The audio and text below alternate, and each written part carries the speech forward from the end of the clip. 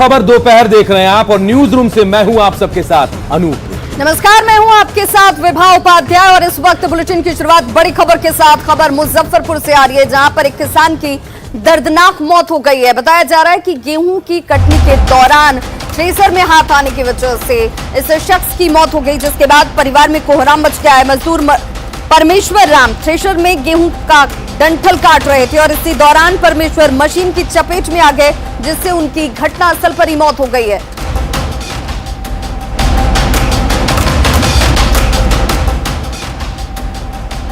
तोराई के बलभद्रपुर गांव की यह घटना, जहां पर थ्रेसर मशीन की चपेट में आने से एक मजदूर की दर्दनाक मौत हो गई।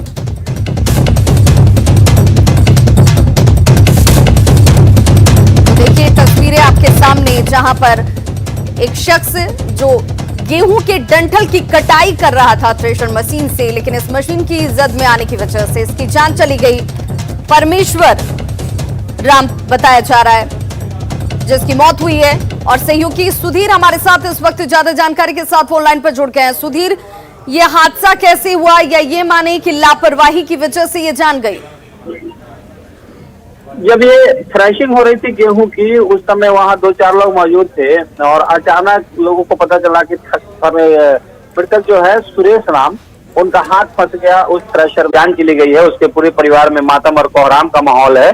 और खेती करने के दौरान जिस तरीके से दर्दनाक मौत हुई है, लोग काफी सदमे में हैं, परिवार के लोग भी काफी सदमे में हैं और इस मजदूर के लिए उचित मुआवजे की मांग भी स्थानीय स्तर पर प्रशासन से की जा रही है। चलिए, बहुत बहुत शुक्रिया सुधीर इस तमाम जानकारी के लिए।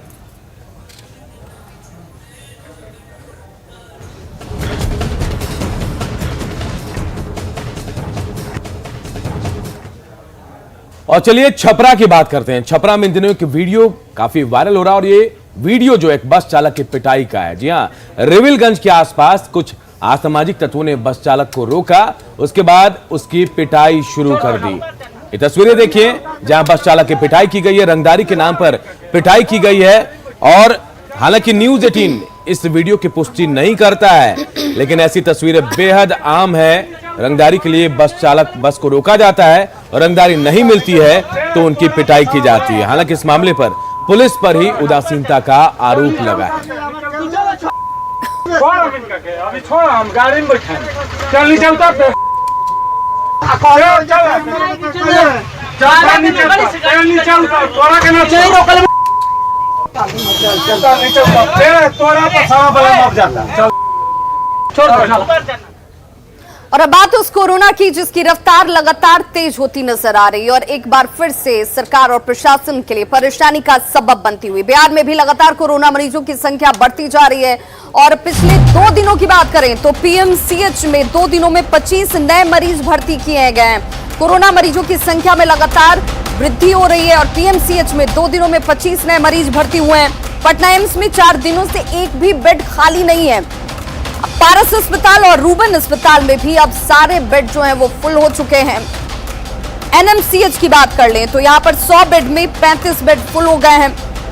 स्वास्थ्य विभाग बेड की संख्या बढ़ाने पर फिलहाल विचार कर रहा है। प्रधान सचिव प्रत्यय अमृत ने सभी अस्पतालों से रिपोर्ट मांगी है कि क्या इस वक्त अवेलेबिलिटी है उनके अस्पतालों में बेडों की संख्या के तौर पर, क्योंकि लगातार बिहार में कोरोना मरीजों की संख्या लगातार बढ़ती हुई और ऐसे में इस वक्त इंतजामों के तहत अस्पतालों में बेड की संख्या बढ़ाने पर विचार किया जाता हुआ। और सहयोगी अमित सिंह हमारे साथ इस वक्त ज्यादा जानकारी के साथ ऑनलाइन पर जुड़ गए हैं। अमित, कितनी बड़ी परेशानी इस वक्त, क्योंकि अगर सूबे का सबसे बड़ा अस्पताल जहां पर मरीज इस उम्मीद से पहुंचते हैं कि वहां पर पहुंचकर वो स्वस्थ हो सकते हैं, वहां पर अब बेड अवेलेबल नहीं है।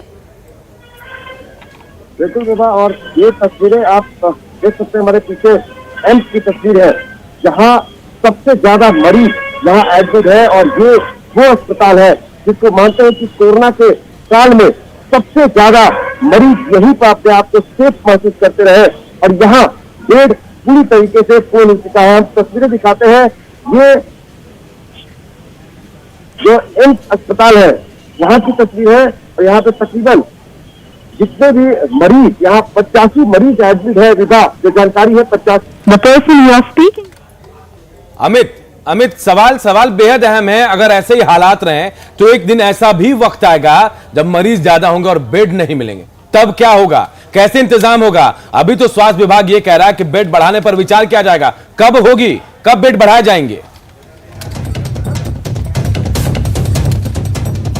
तो इस वक्त अनूप ये सबसे बड़ी परेशानी इस वक्त है। देखिए, लोगों की लापरवाही अब उनकी जान पर भारी पड़ने लगी है, क्योंकि अस्पतालों में बेड अब फुल होते हुए, और जब ऐसे में संक्रमित मरीज यहां पर पहुंचेंगे और उनको इलाज बेड के तहत नहीं हासिल होने वाले हैं, तब क्या स्थिति होगी उसका अंदाजा सहज रूप से लगाया जा सकता है। दूसरे वेव की लहर है विभा, और यह कहा जा रहा है कि 4 हफ्ते बेहद अहम है, आने वाले 4 हफ्ते, और अभी शुरुआत है। और ऐसे ही हालात, ऐसे ही तेजी से संक्रमितों की संख्या बढ़ती रही तो बिल्कुल हम कहने से गुरेज नहीं करेंगे कि शायद वो दिन भी आएगा जब बेड कम पड़ जाएंगे, मरीजों की संख्या ज्यादा हो जाएगी।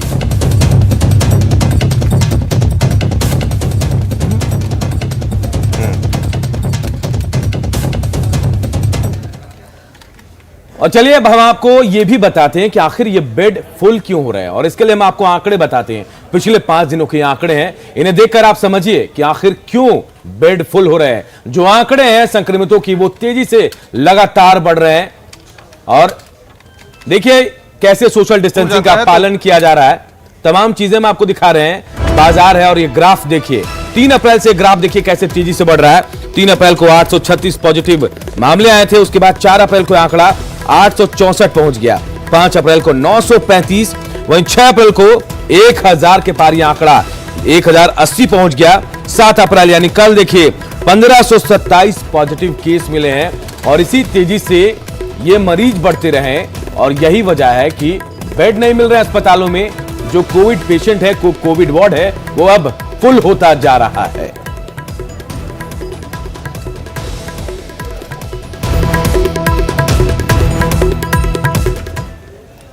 और चलिए आपको सीधे लिए चलते हैं राजधानी पटना, जहां पर जेडीयू की तरफ से प्रेस कॉन्फ्रेंस किया जाता हुआ, और इस वक्त क्या कुछ कहा जा रहा है वो सुनते हैं। पाताल में भी अगर अपराधी रहेगा तो उसको खोज निकाला जाएगा। इनके माता पिता के राज में 118 नरसंहार हुआ, 118।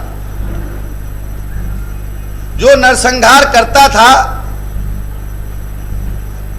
उस अपराधी का जगह एक अन्य मार्ग यानी कि मुख्यमंत्री आवास में होता था, उसको बचाया जाता।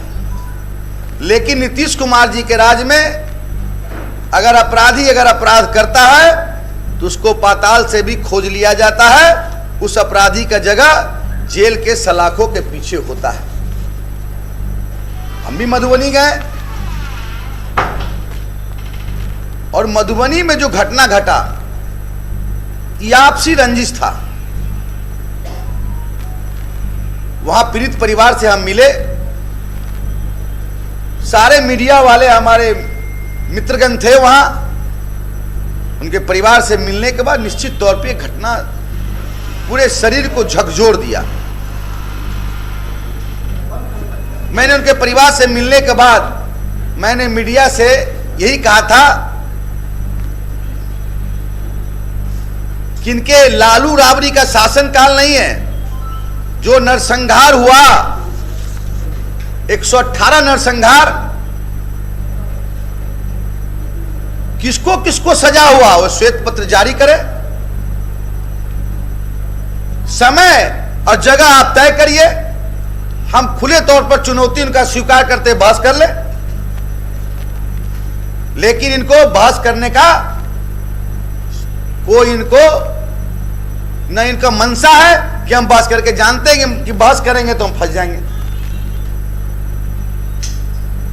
इतना ही डर था तो अपने माता पिता के राज में साबुद्दीन जिनको पूरे आतंक का राज था, साबुद्दीन का, सीवान में जो लोग मरे उनके पीड़ित परिवार से कहां जाके मिले। राजवल्लभ यादव, जिस लड़की के साथ रेप का कांड हुआ, माननीय न्यायालय ने उनको सजा सुनाया, उसके परिवार से भी जाके मिलना चाहिए, उस लड़की से मिलना चाहिए। उनको तो इतना समय है नहीं। तो मैंने कह के आया था, मीडिया के हमारे मित्रगण थे, कि 48 से 72 घंटा का समय चाहिए। अगर अपराधी पाताल में भी रहेगा तो उसको खोज लिया जाएगा। कल 4 बजे सुबह जो मेन इसका अपराधी है परवीन झा को गिरफ्तार कर लिया गया। उनकी कुर्की भी हुई। जिसको फंसाया गया था SC/ST एक्ट के तहत संजय सिंह आज बरी भी हो गए।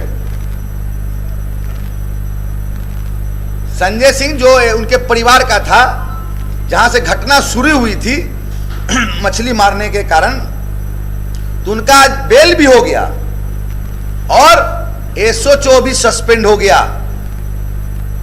और डॉक्टर का व्यवस्था, इसलिए डॉक्टर का व्यवस्था कराया गया कि पीड़ित परिवार के जो महिलाएं, बच्चा बेहोश हो जा रहे थे, जब गए तो गिरने लगा, वहां डॉक्टर का व्यवस्था, एम्बुलेंस का व्यवस्था, दवा का व्यवस्था, मतलब सारे चीज को कराया गया।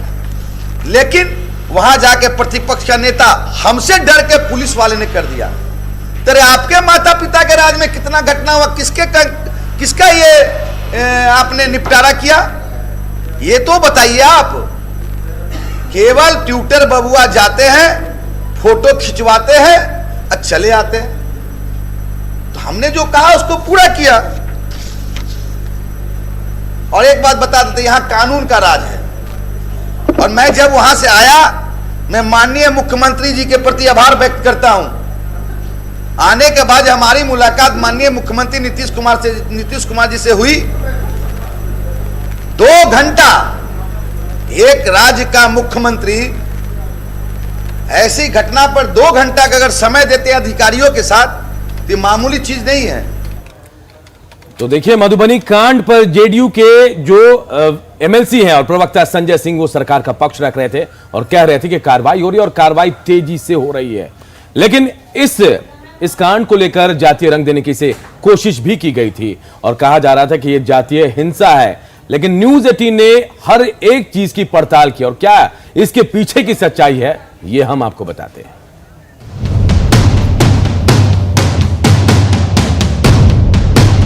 होली के दिन मधुबनी के महमदपुर गांव में खूनी संघर्ष की वो तस्वीर सामने आई जो मिथिला की धरती पर आज तक किसी ने नहीं देखा।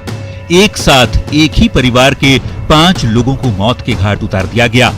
इस जघन्य हत्याकांड के बाद जहां पुलिस और प्रशासन पर सवाल खड़े हो रहे हैं, तो वहीं दूसरी ओर इसे जातीय संघर्ष बनाने की भी कोशिश हो रही है। एक एक कर सभी राजनीतिक दल के नेताओं के महमदपुर पहुंचने और सियासी बयानों से हत्याकांड की धार को जातीय रंग देना भी शुरू हो चुका है। लेकिन हम आपको बताते हैं कि कैसे इस खूनी संघर्ष का जातीय वर्चस्व से कोई लेना देना नहीं। दरअसल महमदपुर कांड में कुल 35 नामजद आरोपी बनाए गए। इन आरोपियों में 18 ब्राह्मण जाति से तो 13 राजपूत जाति से, जबकि एक आरोपी अति पिछड़ा वर्ग से है तो 2 अनुसूचित जाति से। बुधवार को जिन आरोपियों की गिरफ्तारी हुई उनमें एक राजपूत, एक धोबी, जबकि मुख्य आरोपी प्रवीण झा सहित 2 ब्राह्मण जाति से ताल्लुक रखते हैं। खूनी संघर्ष में अपने 3 बेटों को खोने वाले रिटायर्ड फौजी सुरेंद्र सिंह मानते हैं कि इस घटना से किसी जातीय संघर्ष का कोई लेना देना नहीं। गांव में आज तक जाति के नाम पर कभी कोई संघर्ष नहीं हुआ। जी, मैं तो जाति रंग नहीं देता हूं इस चीज को। यहाँ पर कोई जाति रंग देने की जरूरी नहीं है। फौजी आदमी न कभी जात में गया है न पात में गया है। विभिन्न जाति के लोग इसमें हैं। इसमें विभिन्न जाति के लोग अपना अपना जो है सो राजनीति कर रहे हैं। मुझे उससे भी कोई लेना देना नहीं है। हम लोग तो उस माहौल में रहे हैं जो जात पात न पूछे कोई, हरि के भजे सो हरि के होई। आज हरि जो है सो आज हंसो दिया, पूरे परिवार को सन्नाटा करके जो है सो चल दिया। बड़े बड़े उग्रवादी से मैं टकराया। आज मैं सीमा पर मरा रहता तो मुझे भी वीर गति प्राप्त होता। होली के दिन हुए इस हत्याकांड का जिक्र करते हुए महमदपुर गांव के लोग बताते हैं कि यदि जाति संघर्ष होता तो आरोपियों की जाति अलग अलग क्यों होती। अगर ये जातीय मामला होता तो उन्हीं के समुदाय के लोगों ने कैसे थाना में केस किया है। ये शुद्ध रूप से अपराधी है, जिसके वजह से इनका मन इतना ज्यादा बढ़ गया कि एक हम लोगों के बीच में बहुत बड़े मछली व्यवसायी की हत्या हुई, उनके पूरे और चलिए आपको एक बार फिर से लिए चलते हैं जेडीयू की प्रेस कॉन्फ्रेंस में, जहां इस वक्त नीरज कुमार क्या कुछ कह रहे हैं, सुनते हैं। पीड़ित परिवार से मिलने जा रहे थे, क्या अपने अपने कार्यकर्ताओं को यह भी निर्देश नहीं देने का काम किया कि आज का दिन ये दुख की घड़ी का दिन है? माला पहन रहे थे, स्वागत करवा रहे थे, जयकारा करवा रहे थे। ये फेसबुक लाइव में भी आप देखिएगा, प्रमाणित है। ये कौन सा तरीका है राजनीति के अंदर? ये ऐसी लोमहर्षक दर्दनाक दुखदाई घटना में भी माला पहनने में लज्जा नहीं महसूस हुआ? या नहीं महसूस हुआ आपको कि उन बच्चों के जीवन के भविष्य के बारे में हमको जाकर सोचना है, बोलना है, जो अपराध किया उस पर के खिलाफ कार्रवाई की मांग करनी है? आप जयकारा लगवा रहे थे, माला पहन रहे थे और वीडियो फुटेज भी आया। मैंने क्या सोच है? मैं इसलिए आप तमाम मीडिया के साथियों कर रही सोच का सवाल है। पीड़ित परिवार है वहां, इनके दल के नेता वहां हैं, ऊंची कुर्सी पर बैठे। यह कौन सी मानसिकता है? क्या दिखाना चाहते हैं समाज को? आप विपक्ष के नेता हैं, आपकी जिम्मेवारी बनती है ऐसी घटनाओं में जाकर ना। और जब मैंने वो फुटेज देखा तो मुझे लगा कि ये विपक्ष के नेता है। क्या ये सामाजिक औकात बताते हैं लोगों का? ऐसी घटनाओं में ऊंची कुर्सी पर बैठ कर करके आप क्या संदेश देना चाहते हैं? अरे वहां तो पीड़ित परिवार से मिलने गए थे, आंख में आंसू का धार होना चाहिए, मन के अंदर बेचैनी होनी चाहिए, लेकिन आपके मन के अंदर ये बेचैनी नहीं थी। आप राजनीतिक मातम यात्रा में गए थे। मैं पूरे गंभीरता से आरोप लगा रहा हूं, नहीं तो आप माला नहीं पहनते, नारा लगाते, लगता तो आप चुप हो जाए, आप मना करते लोगों को, लेकिन आपको तो बड़ा अच्छा लग रहा था। ये कैसी पीड़ा व्यक्त करने गए थे माननीय तेजस्वी यादव जी, यह बताइए। और आप यह कहते हैं, उन्हीं का ट्वीट है, हम वोट बैंक की राजनीति नहीं करते। इसका मतलब क्या है? और राष्ट्रीय जनता दल अपने ट्वीट में कहता है कि जेडीयू भाजपा की तरह राजद यह परवाह नहीं करता कौन वोट देता है कौन नहीं। अपराध की व्याख्या वोट की राजनीति से, ये आपका कुसंस्कार हो सकता है तेजस्वी यादव जी। हमारे लिए कानून का राज संस्कार है। ये कहने की क्यों जरूरत आपको पड़ी? वोट बैंक की बात, इसका मतलब कि जिस पीड़ित परिवार से मिलने जा रहे थे उसको यह बता रहे थे कि उन्होंने वोट नहीं दिया लेकिन हम आपके पास आ रहे हैं। यही नजरिया होता है, यही चरित्र है समाज के अंदर में, यही चरित्र आप पेश करना चाहते हैं। ये आपका ट्वीट है, राजद का ट्वीट है, डिनाई नहीं कर सकते हैं आप। पार्टी का हैंडल से ये ट्वीट हुआ है। इसलिए मेरा ये आरोप, इसीलिए मैं कहता हूं कि ये राजनीतिक मातम यात्रा पर गए थे। मतलब साफ है कि राजनीतिक चश्मे से दुखद घटना को जो देखता है वह सामाजिक जीवन में अपनी जिम्मेवारी का निर्वहन नहीं कर सकता। इसलिए हम ये कहना चाहते हैं कि आपका चूंकि का संस्कार यह बन गया है, चूंकि तेजस्वी यादव राजनीतिक हकमार है, हकमार तेजस्वी यादव पद के मामले में हकमारी किया, वरीयता के मामले में, सब कुछ के मामले में। हम आपसे यह जानना चाहते हैं, क्या वही चरित्र आपका अभी भी है? जैसे दिवंगत रघुवंश बाबू को आपके भाई ने एक लोटा पानी कह दिया, आपके परिवार में किसी सदस्य की औकात नहीं हुई बोलने की कि इतने बुजुर्ग आदमी का अपमान नहीं करना चाहिए।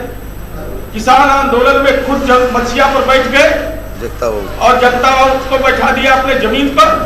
क्या आप औकात बताना चाहते हैं? क्या ऊंची कुर्सी पर बैठकर जो अपनी औकात बता रहे थे आप? और चलिए अब आपको एक स्वास्थ्य व्यवस्था की बदहाल तस्वीर दिखाते हैं। लखीसराय का सदर अस्पताल, जिसे मॉडल अस्पताल का दर्जा मिला, लेकिन उस अस्पताल में एसएनसीयू, जहां पर छोटे बच्चों को जीवन मिलता है, उस एसएनसीयू की स्थिति देखेंगे तो आप हैरान रह जाएंगे। यहां पर करंट की व्यवस्था नहीं है, और अगर करंट चली गई तो जनरेटर चलने में कब तक चलेगा इसका कोई भरोसा नहीं। यानी बच्चे और पहुंचने वाले यहाँ पर मरीज भगवान भरोसे होते हैं। लखीसराय जिले का ये मॉडल अस्पताल है, सदर अस्पताल, जहां पर बाहर से आपको सब कुछ चकाचक और दुरुस्त नजर आएगा, लेकिन अंदर के हालात बिल्कुल खस्ता हाल नजर आते हैं। सदर अस्पताल में स्पेशल न्यूनेटल केयर यूनिट यानी कि एसएनसीयू की तस्वीर आप देख रहे हैं। Special care unit. नाम से ही जाहिर है कि यहाँ पर उन बच्चों को लाया जाता है जिन्हें इस जगह की सबसे ज्यादा जरूरत होती है। क्रिटिकल सिचुएशन में बच्चों को यहाँ पर रखा जाता है, लेकिन उन बच्चों की सुरक्षा भगवान भरोसे है। बिजली अगर चली गई तो यहाँ पर जनरेटर को चलाने के लिए डीजल नहीं मौजूद होता, लेकिन अस्पताल प्रबंधन की तरफ से जो जवाब है वो बेहद लापरवाही भरे हुए। लाइन नहीं आ रहा है, बहुत गर्मी लगता है, बच्चा की भी परेशानी है, लड़कोरी की भी परेशानी है। आज भी 2-3 घंटा से लाइन कटा हुआ है। कल परसों शाम में ना 2-3 बार लाइन कट गया है। बच्चा को ले लेके परेशानी थे, काफी परेशानी है। अभी भी परेशानी है, मैं भी परेशानी हूँ। लाइट का हमेशा इशू रहता है यहाँ पे, और डीजल जो है लगभग में 1 महीना से नहीं मिल रहा है। जनरेटर है और इसको भी हम लोग ये ऑपरेट करते हैं, चलाते हैं, लेकिन लाइन नहीं रहने के कारण फिर रात में बहुत दिक्कत होती है। और यहाँ पे बच्चों को यहाँ पे सारे जो मशीन होते हैं लाइट के थ्रू ही चलते हैं, इसके कारण बहुत दिक्कत होती है। पता क्या है, मेरे डीपीएम ने बताया, उन्होंने उनके भी अभी जानकारी में आई है बात। उन्होंने कहा है कि जो पेट्रोल पंप है उनका बकाया है और संभवतः उतनी राशि नहीं है, लेकिन हमने ये कहा है कि टेम्परेरी जितनी भी राशि है उसका भुगतान अभी 40% की 50% राशि इनके पास है। हमने कहा इमीडिएटली वो बकाया भुगतान कर दीजिए और बाकी पेट्रोल पंप से ले लीजिए डीजल। जैसे ही राशि आएगी फिर उनका कंप्लीट जीरो कर देंगे बकाया। देखिए, इस बदहाली पर कई सवाल उठ रहे हैं। सवाल ये कि एसएनसीयू की बदहाली के लिए आखिर कौन जिम्मेदार है,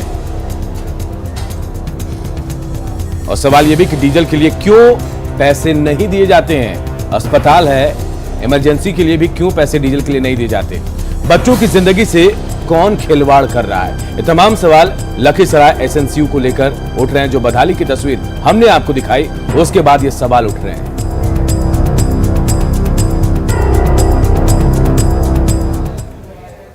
और अब बात गोड्डा वासियों के वर्षों पुराने सपने के साकार होने के दिन के तौर पर। जी हां, आज गोड्डा वासियों के लिए एक बड़ा दिन है, और इसलिए ये बड़ा दिन है क्योंकि आजादी के बाद पहली बार यहां से ट्रेन की शुरुआत होने वाली है, जिसे आज रेल मंत्री पीयूष गोयल वीडियो कॉन्फ्रेंसिंग के जरिए हरी झंडी दिखाने वाले हैं। और यहां से सीधे गोड्डा से नई दिल्ली के लिए रेल सेवा की शुरुआत होती हुई नजर आएगी। गोड्डा दिल्ली हम सफर चलने से गोड्डा के अलावा बांका और भागलपुर के लोगों को एक बड़ी सहूलियत हासिल होने वाली है। इस मौके पर गोड्डा रेलवे स्टेशन और शहर को भव्य तरीके से सजाया और संवारा गया है। दोपहर 3 बजे का वक्त है जब रेल मंत्री पीयूष गोयल हमसफर एक्सप्रेस को हरी झंडी दिखाएंगे, जो गोड्डा से नई दिल्ली के लिए रवाना होगी। ये ट्रेन अगले दिन शुक्रवार को यानी दोपहर 3:20 पर नई दिल्ली रेलवे स्टेशन पहुंचेगी। ये ट्रेन गोड्डा से नई दिल्ली के बीच 1326 किलोमीटर की दूरी 24 घंटे में और 20 मिनट में तय करेगी।